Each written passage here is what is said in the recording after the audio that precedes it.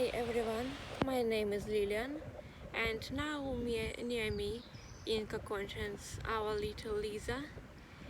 And welcome back to our channel Autistic Multiple Life. This channel was created to erase stigma around autism and dissociative identity disorder and just the conditions in dissociative spectrum. We don't believe that autism or dissociation itself is a disease, a disorder, but we use scientific terms because it's more easy for our listeners to find our video if we would say it and write it in the titles. Today I want to speak about one of the biggest stigma that we have around autism and dissociative identity disorder. It's this question of empathy.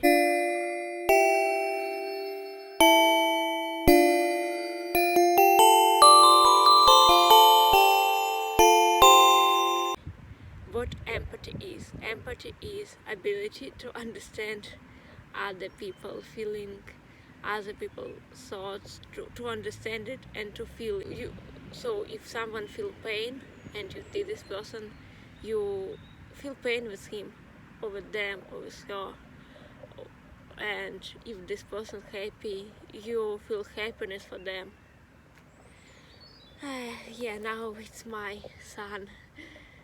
Außer Alter haben Salm Kadernia as too. So it's three of us in Kokon telling the story. And our little Liza is hyper-empath. This is one of the reasons why we making this video. Another reason just people used to dehumanize folks with dissociative identity disorder, saying that we don't have empathy, that we are dangerous, and in popular culture the most famous people with dissociation, with dissociative identity disorder is killer or raper or other kind of criminals. So it's completely bullshit.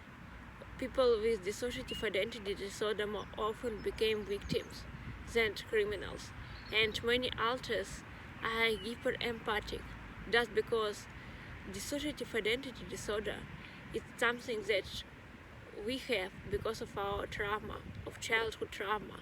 So many of us, really many of us, are hyper-empathic because we understand it from very early age, what it means to be a victim of trauma. And despite all of this, people just used to believe that we are dangerous. In reality, yeah, some alters could be hyper-empathic, some alters could be to have just ordinary level of empathy, and sometimes some alters don't have very strong empathy. And the same with autism.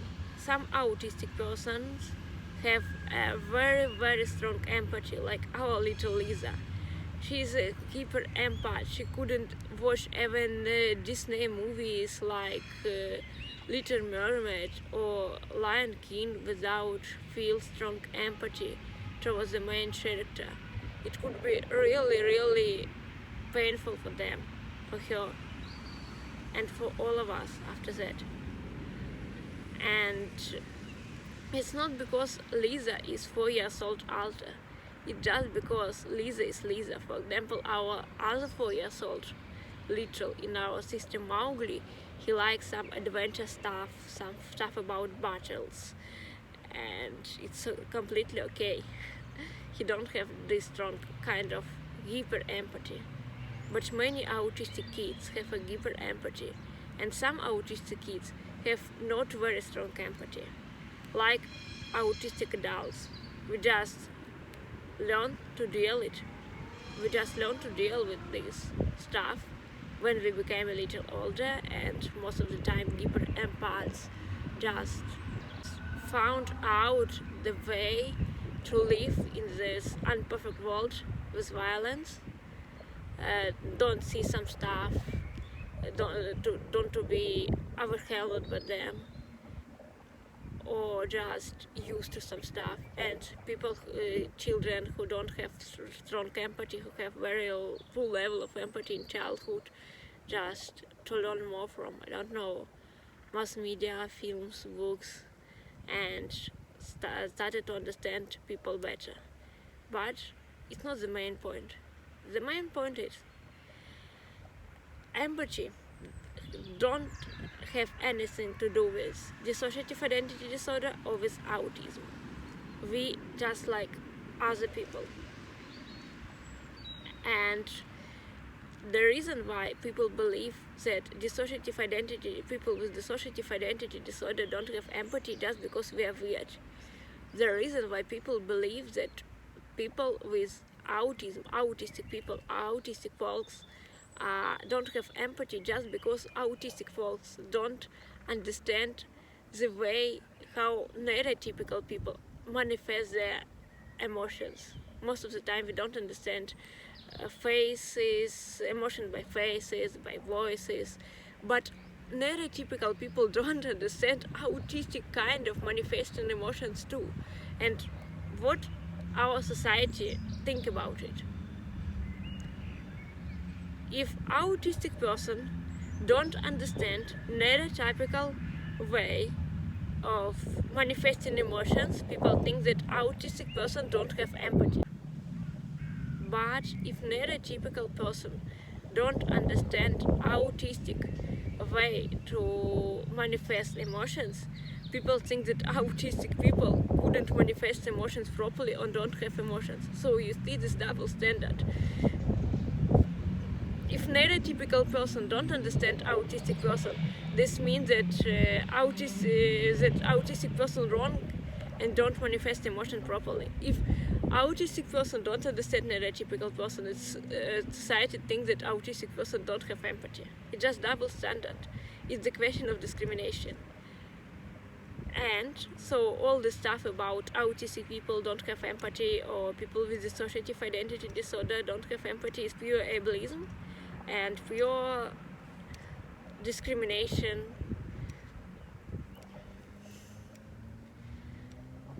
And another stuff that very important to say, that empathy have nothing to do with crimes. So if some kid, some person have very poor level of empathy, sometimes this happens with autistic people, autistic kids, with neurotypical kids, with any kids or adults.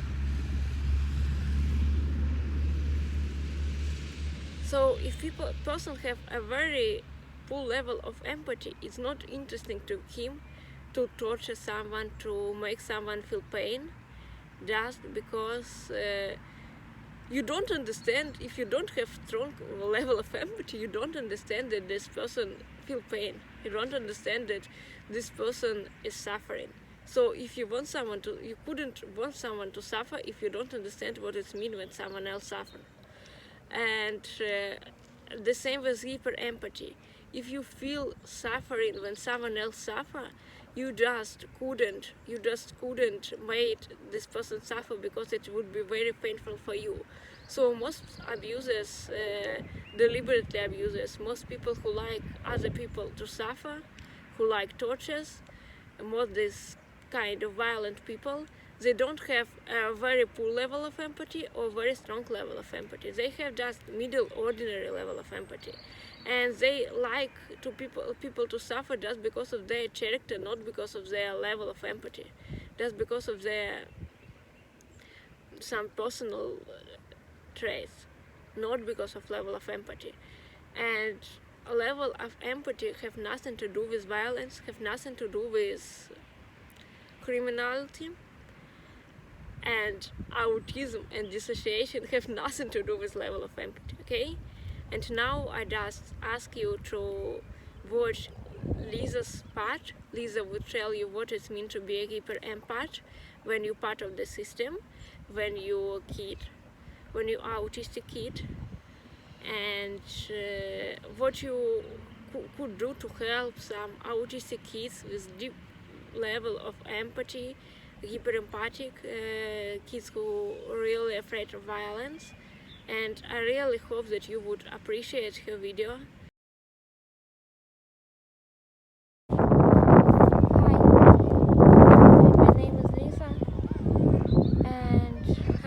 here to speak about triggers and about some fears that some autistic people and non-autistic people could have. So we have many triggers, and I think Abu Hamza al-Muhajir make videos about triggers before, but now I just want to speak about my own experience. I was Ayman's co-host when Ayman was a kid, and I am still a kid. I am 4 years old. I am 4 years old all time. Yeah, and sorry. I am 4 years old, yeah. And I have many fears. Not because I'm 4 years old, because for example my twin brother, another alter in the system Mowgli, like some violent stuff. I mean some adventures, some books, films about adventures. In these books could be really sad moments.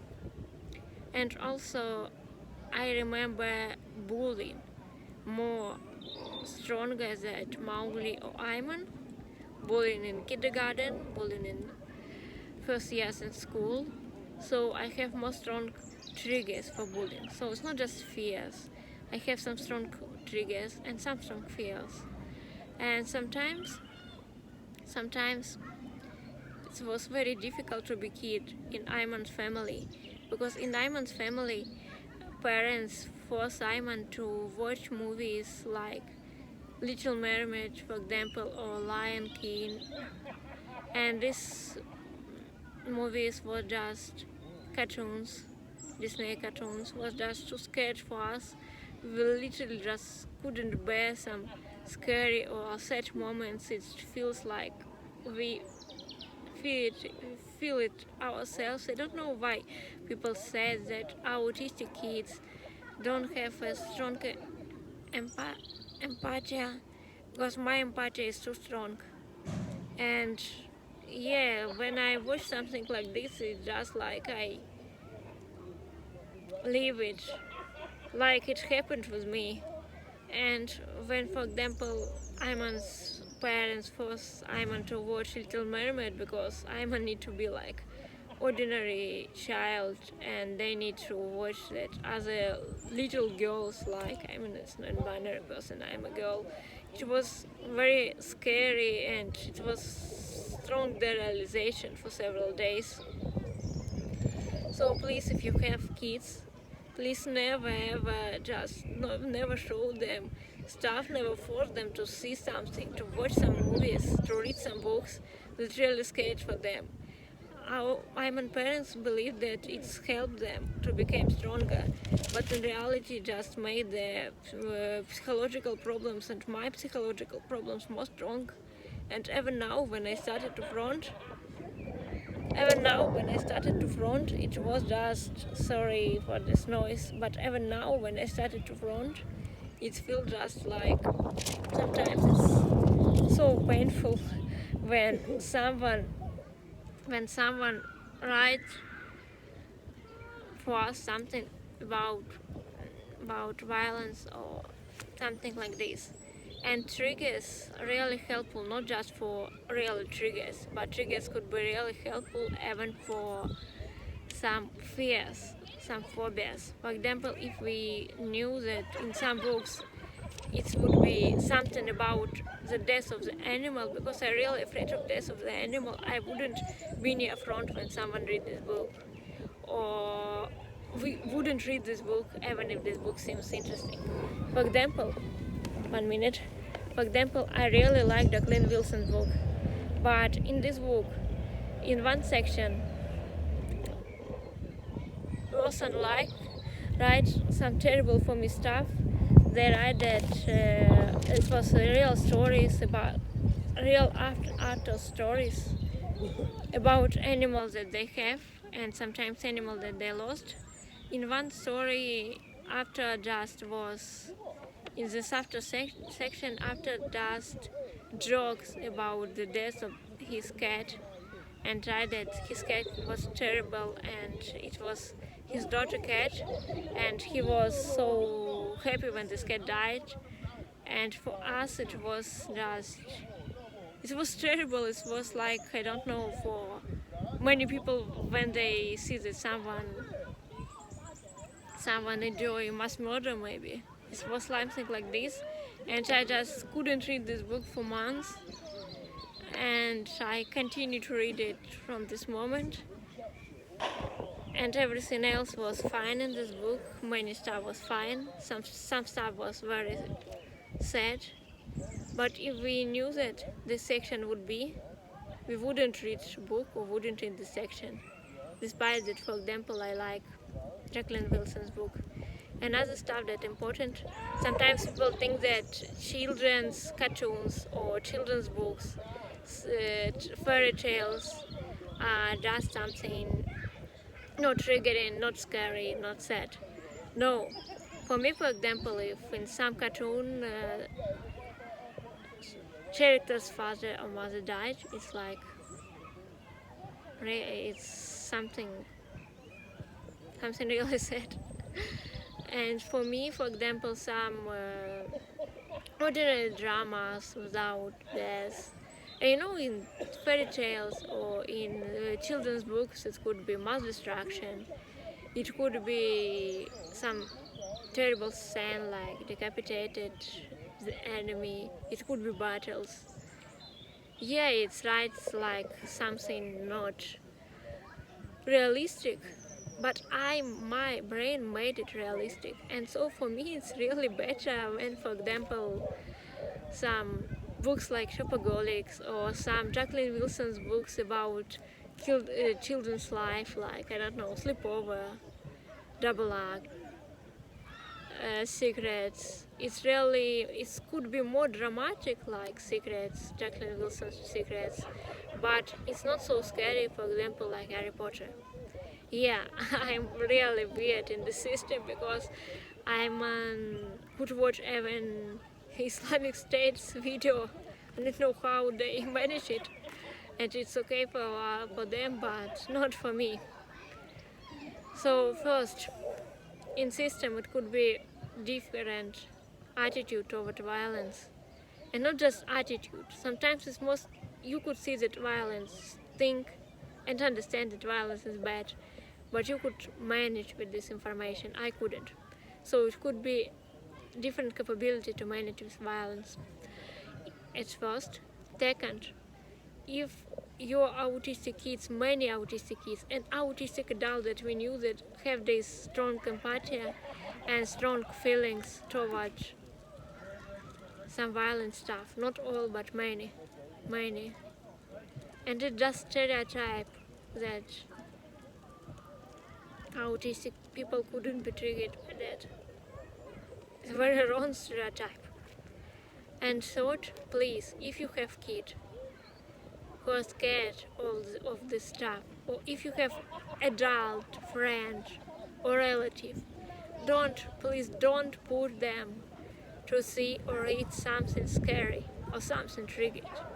It could spoil for them all week. It could give them nightmares. And fourth, please, just remember that trigger warning is not just polite stuff, and not like Lil tried to tell me political corrective. It's just stuff that important for well-beings and sometimes important for survivals. So just please use trigger warning. And I'm against all this stuff that some books, for example, like Shopaholics for adults, or some books like Harry Potter for kids. I think all this age apartheid is wrong, and trigger warning would be really better than all the same stuff, because something could be triggering and something could be scared for 40 years old, but the same stuff could be very easy for 4 years old, and vice versa. It doesn't depend of age, it depends on person. Thank you so much for your attention. Don't forget to subscribe to our channel because we want to make it more visible. See you next time. Bye.